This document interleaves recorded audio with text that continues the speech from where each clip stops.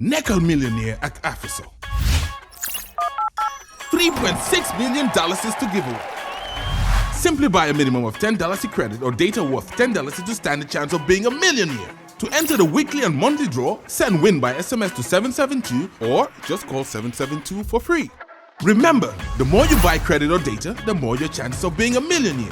Be that Nekkal millionaire at Afiso, right?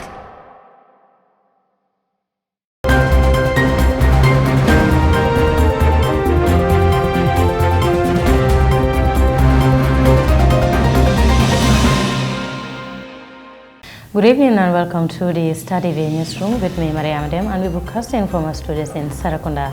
Let's begin with our headlines. The National Youth Parliament advocates for the end of irregular migration as Gambian youth lost lives at sea. Gambian ambassador held for gender focus and wins a prestigious award in South Africa. Lawmakers convened 3-day retreat to thoroughly analyze the 2024 budget estimates. Ibotown Joint Association embarks on day-long general cleansing exercise. On international news. On Gaza hunger crisis, food running out across besieged Strip. There's a welcome station.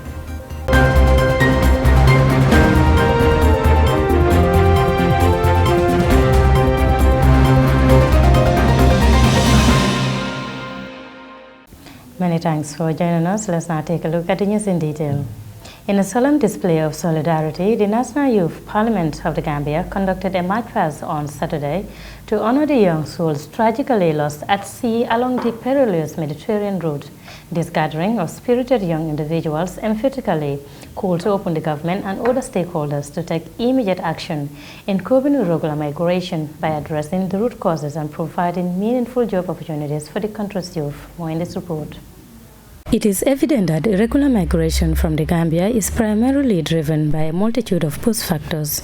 These encompass socio-economic challenges such as the prevailing high unemployment rates, limited job prospects, widespread poverty, and restricted access to essential services like education and healthcare. Consequently, many migrants venture through various routes, with a significant number attempting to reach Europe countries via the treacherous Mediterranean Sea.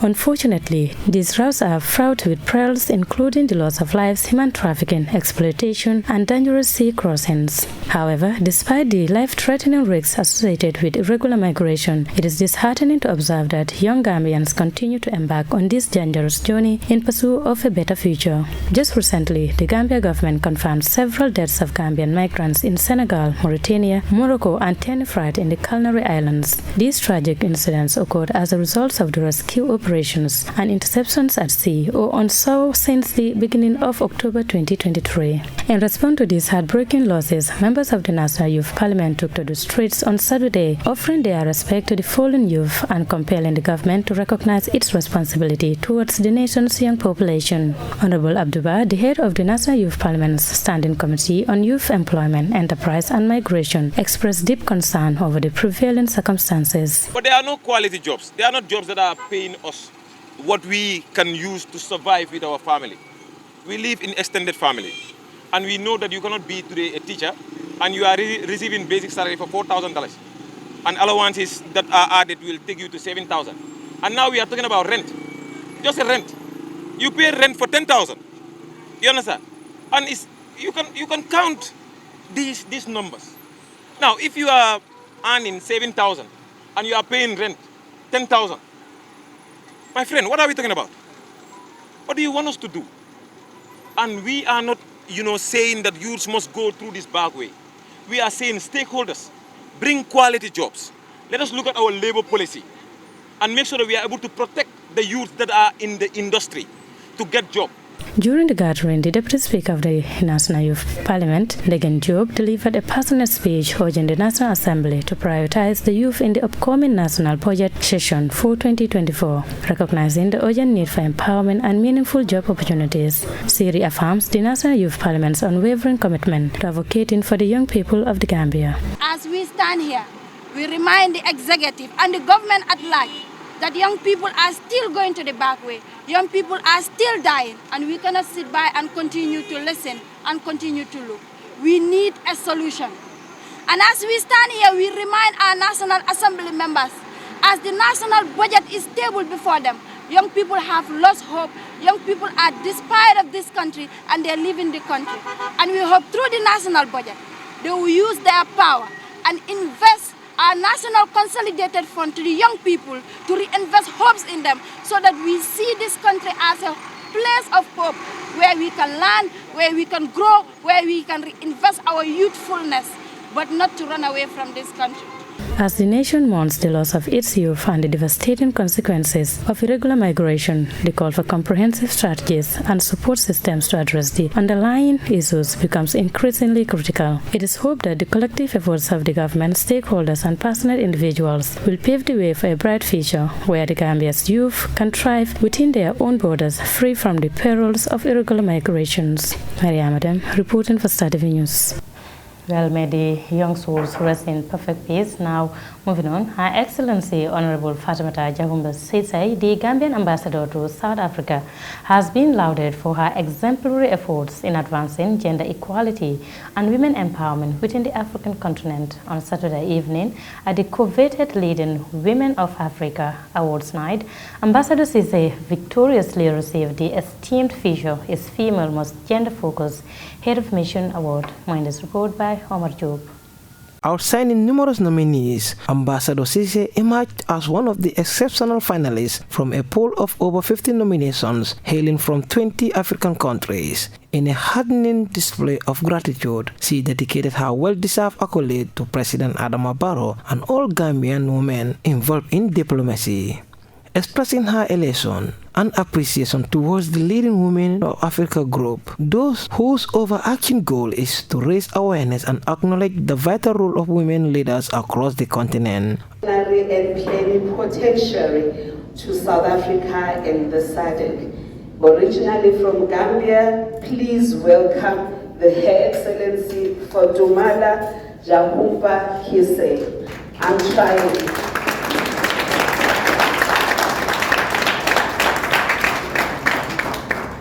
Ambassador FJC noted the crucial significance of women leadership in achieving the AU Agenda 2063's objectives. Firmly advocating for women's empowerment, Ambassador Sisay highlighted the inherent benefits derived from their leadership include increased productivity, enhanced collaboration, inspired organizational dedication, and improved fairness. Her striking remarks resonate with the attendees as she urged the women of Africa to courageously confront the forthcoming challenges adorning the horizon. As Ambassador FJC's outstanding achievement reverberates beyond national boundaries, her recognition serves as an inspiration to women across Africa, embodying the path toward prosperous, harmonious, and integrated future. For Star TV, this is Omar Job.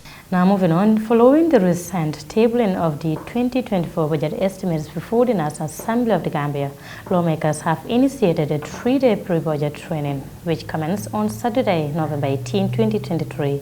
During this retreat, members and partners will scrutinize the budget estimates to gain a comprehensive understanding of their implications and ensure a thorough evaluation of its components. More in this report. The scrutiny process avails legislators the opportunity for diligent decision-making and informed deliberations regarding the allocation of resources for the upcoming fiscal year. The training is funded by the European Union and implemented in partnership with the International IDEA. The Clerk of the National Assembly, Modu A. Sisay, explained that the occasion will ensure that the submitted budget estimates are in line with the government reform programs and policies, such as the medium-term expenditure analysis framework and the program-based budgeting. The workshop, he emphasized, will create room for members to critically analyze the measures the government intends to initiate in the 2024 budget and as well acquire the necessary skills to monitor the implementation of both social and livelihood systems and proper friendly programs, including that of children, women, and vulnerable groups.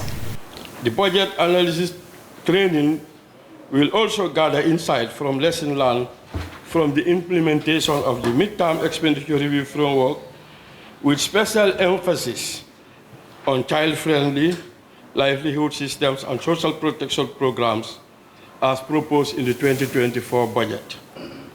And avail you, as honorable members, the opportunity to better scrutinize the 2024 budget, as well as acquire the relevant skills to monitor implementation of both social, livelihood, system and pro-poor-friendly programs intended for the 2024. Rafael Burgundy, a representative of the European Union office in the Gambia, said as public policies required a budgetary allocation and actual resources to be implemented, the share of public spending per sector reflects the importance of all respective sectors in a state's political agenda and actual priorities. It is ultimate strategic tool of a state, which is why its examination by the elected members of the parliament is so instrumental. The training program for which we gather today, aiming to support the skills and knowledge in engaging with all related budgetary processes, is so important. And I sincerely hope that this training will be useful and fruitful for all of you. The European Union, through this program and all others related to democratic governance in which we invest, reaffirms its commitment to supporting the Gambia in its democratic journey. In highlighting the main goal and significance of the estimates examination, Mrs. Janaba Fai, head of country office International IDEA, said the training is set to strengthen the oversight function of the National Assembly and its committees on the national budget to deliver an expanded economy focusing on creating greater national wealth and better livelihood.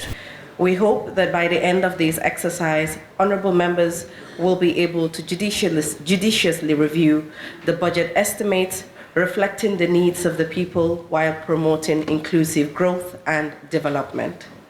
The Speaker of the National Assembly, Honorable Fabakary Tombong Jatta, says the facilitators will help legislators develop the analytical skills necessary to scrutinize the budget from different angles so that informed decisions are made before enacting the budget into law. The Speaker also urged members to take keen interest in the presentations that will be delivered and to seek clarifications when necessary to ensure that they understand the issues, challenges and opportunities offered by the budget. The onus is on you, honorable members, to thoroughly scrutinize the document. The executive has done their part by preparing and consolidating the contributions from ministries, departments, and the agencies of government. Our role as parliamentarians is to give this budget a seal of approval after thorough consideration and deliberations. This is therefore a great window of opportunity for us as representatives of the people to harness the required skills and techniques to interrogate the budget from the perspective of the poor, particularly women and children, as well as ensure that it is in line with the wider development objectives of the government. This pre-budget training is in fulfillment of Section 27 of the Public Finance Act by providing experts to guide the National Assembly in analyzing the submission of the Ministry of Finance and Economic Affairs. These will strengthen the oversight role of the Assembly and its committees, contributing to the delivery of an expanded economy. Maria Madam, reporting for Star TV News. Residents of Ibotown have long endured the relentless presence of countless potholes that mar their streets, resulting in a perpetual state of inconvenience and discomfort for pedestrians and motorists alike. As they continue to yearn for solutions, the Ibotown Joint Associations over the weekend embarked on a general cleansing and road rehabilitation exercise. Our Baikor was at the event and he prepared this report.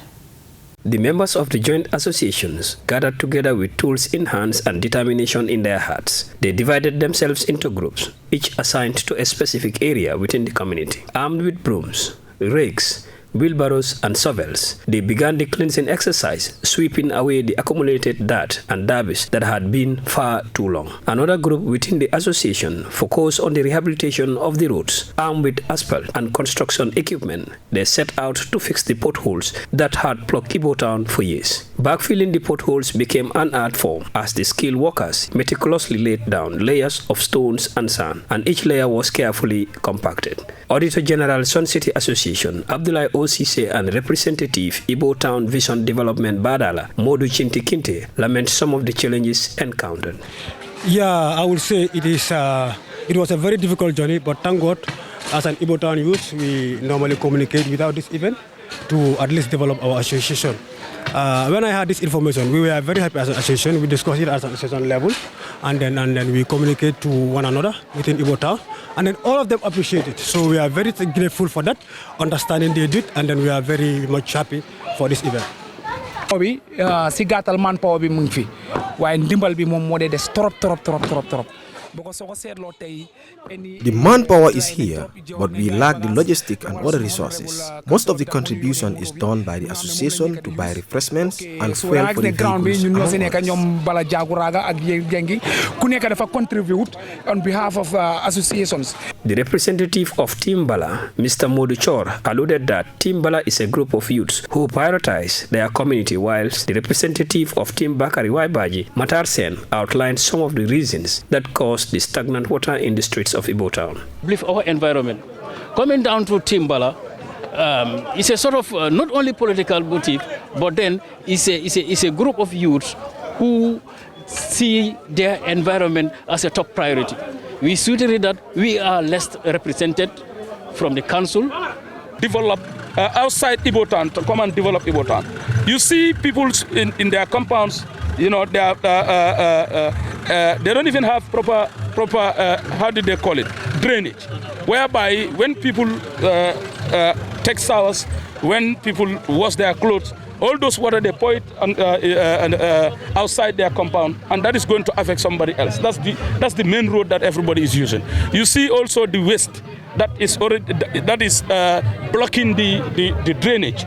Where if you see the drainage, all of them are already blocked because of the waste that they are collecting, taking out from their compounds and throw it into those drainage. As the residents observed the association's effort, they too felt inspired. Some joined by picking up litters and disposing of it properly, realizing that a clean environment is crucial for the overall well-being of the community. Balamusa Jaguraga from the Ibo Town Community Development Association set more light on the general cleansing exercise. But if you can go back to some of the interviews I did during my campaign period, I keep emphasizing that we should bring everybody together. That is the only way we can help develop Ibo Town, because no one group can actually develop Ibo Town. Not the mayor himself alone, not the president alone. We have to bring everybody. And the best people to do that is the associations within Ibo Town, because we are the people living in this place. So if we cannot actually bring people together, there's no way that we can develop these areas. So it wasn't as hard, like I said from the beginning. We just had a meeting, invited everybody, tell them the idea that we need to do a cleansing exercise, which would not only stop at cleansing alone. We also need to fix some of the roads. As you can see, we are fixing some of the busted pipes to stop the water flow that has been going on since after the rainy season. So this is where this is how we did it. We invited everybody, we had a meeting, and everybody bought the idea, and here we are. Meanwhile, the residents of Ibo Town embarked by the joint association effort and vote to do their part in keeping their community tidy and beautiful. The cleansing exercise, road rehabilitation and backfilling of potholes became a might within the community, as it served as a reminder of the power of unity and the positive change that can be achieved when a community comes together for the greater good. Reporting for Star TV News, I am Baiko. That was Baiko reporting there. We'll now take a short commercial break, and when we return, the news continues. Stay tuned. Yen sama gaay amal na len xibaar bu neex képp ku nga xamé ni yaangi amé sa xaalis ci sa poche mën nga ko def ci sa téléphone ak Afri Money sa xaalis bobu nak ak Afri Money mën nga ko jël ci suñu kesk yi ngeen di gis ni ci sama ginnaw mba fépp fu nga xamé ni mu ngi amé Africell Customer Care lépp lu nga xam ne am nga ko ci te mu jaaxal la lool mën nga de woote ci suñu number yii 777 ak Afri Money seen jaaxle jeex na. da nga soxla xaalis wala da nga sonn ci taxaw ci rang bi ngir lan jot sa xaalis Afri Money yombalal nañ la ko nga jot sa xaalis waxtu bu mu ak foo ko mën di bëggee ci biir réew mi daagul ndànk dugg ci Afri Money agent bu mu mënti doon wala Africell Customer Care bu mu mën a doon ngir withdraw sa xaalis ci sa mobile wallet óor na te ànd ak kaaraange soo si gënee bëgg a leerlu 777 ñu leeralal la ko.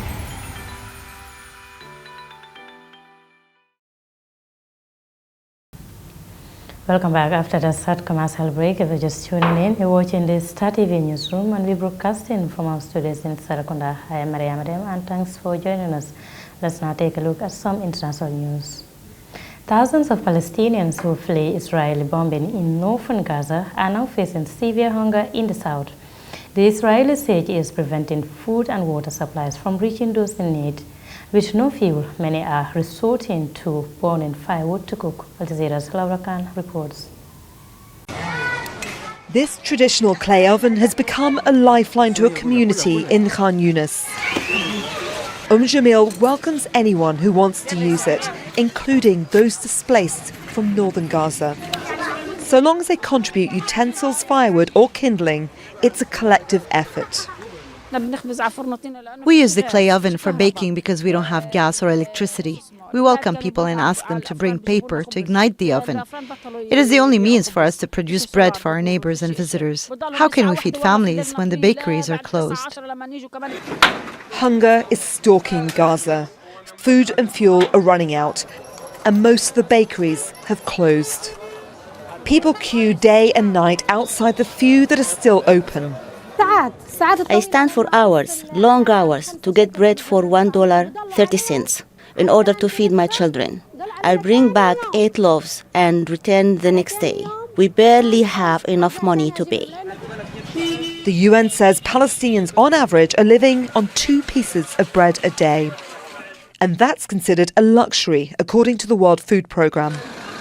With Israel only allowing a trickle of fuel into Gaza, many are cutting down trees for firewood, which bakers are using on the streets. The situation is very tragic. There's no gas or fuel. We bought firewood so that we could bake and even prepare tea.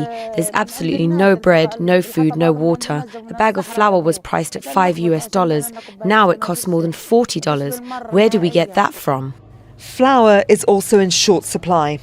Israel has bombed Gaza's last wheat mill, and the UN says there's about 370 tons of flour left in Gaza, about 5 to 6 days' supply. For most, living on the breadline is a sign of extreme poverty. In Gaza, it's a matter of survival at a time of great suffering and destruction. Laura Khan, Al Jazeera.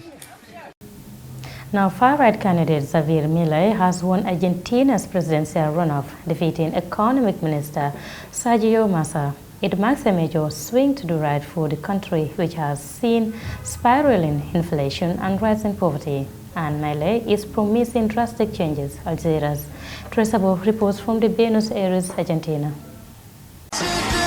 Javier Milei promised to transform Argentina. His criticism of corruption in the political class struck a nerve with Argentines struggling with soaring inflation. And on Sunday, he won with over 55% of the votes. We want a limited government that fulfills its promises, respect of private property and free trade. The model that generates decadence has come to an end. Outside his headquarters, thousands celebrated Milei's victory. He has promised to destroy the central bank and dollarize the economy in a bid to fight inflation. This is our chance to think long term, because maybe with this government there is hope. But there are many people, human rights groups and labor unions, who are afraid that Milei's radical economic reforms will come at their expense. Milei has promised a referendum on legal abortion, to relax gun control laws and austerity measures that are likely to end up with violence on the streets. I think it's sad. My chest hurts. Because this country is for everyone, and these people have no management, have no love for their neighbor. And this hurts. It hurts a lot. They have hate and we have love. And we wanted a country for everybody. Javier Milei has shocked Argentine politics, and his victory is the beginning of a new era in Argentina. Argentina! People here say they're tired of living in constant economic crisis and they wanted change. Javier Milei has promised some radical reforms in Argentina's economy. The question is whether he'll be able to carry them out and at what cost. Teresa Bo, Al Jazeera, Buenos Aires. Now moving on, UN-sponsored talks have been held in Kenya aimed at reaching an international agreement to fight plastic pollution. Al Jazeera's Inus Kim spoke to one South Korean artist who's partnered with Greenpeace to highlight what's become a major threat to the environment. This plastic creature appears to be breathing, and with each heave suggests a vision of what the world's consumption of plastics could bring to life. South Korean artist Lee Byung-chan explains that plastics became central to his work when he realized how widespread they were. When I was in school, I often bought gimbap and cup noodles at convenience stores. They'd be handed to me in a plastic bag time and time again, so much that they became an integral part of my life in the city. Lee's creature is refashioned to amplify campaigners' call for change. We're demanding that plastic production be slashed by at least 75% by 2040. Based on various research, that is what's required to avert a climate crisis. According to the UN, 2/3 of the 430 million tons of plastic produced each year are thrown away after only one or just a few uses, overflowing landfill sites. Microplastics have been found in sea life, sheet ice, and human blood. As negotiators debate a treaty with a deadline next year, Lee says the sea change that's needed can start today. I never regarded myself as an environmentalist, but when I was starting out, I was buying less clothes, less things, and organically came to think more about the environment. If people just take a moment to consider the environmental impact of their actions, I think that would make a difference. With less than 9% of single-use plastics being recycled, the UN says the world stands to see a tripling of plastic pollution within decades. That's why many are calling for a legally binding international pact that not only regulates the way plastics are reused, but also produced and designed. Eunice Kim, Al Jazeera, Seoul. I'm afraid the story brings us to the end of this news bulletin, but before we take a look at you, a quick reminder from the headlines. The National Youth Parliament advocates for the end of irregular migration as Gambian youth lost lives at sea. Gambian ambassador held for gender focus and wins a prestigious award in South Africa. Lawmakers convened 3-day retreat to thoroughly analyze the 2024 budget estimates. Ibo Town Joint Associations embarks on day-long general cleansing exercise. On international news. On Gaza hunger crisis, food running out across Bisage Strait. That's all we have for you in this edition of the news. Do join us tomorrow for another bulletin. But in the meantime, do enjoy the rest of our programs and have a wonderful night. Thanks for watching.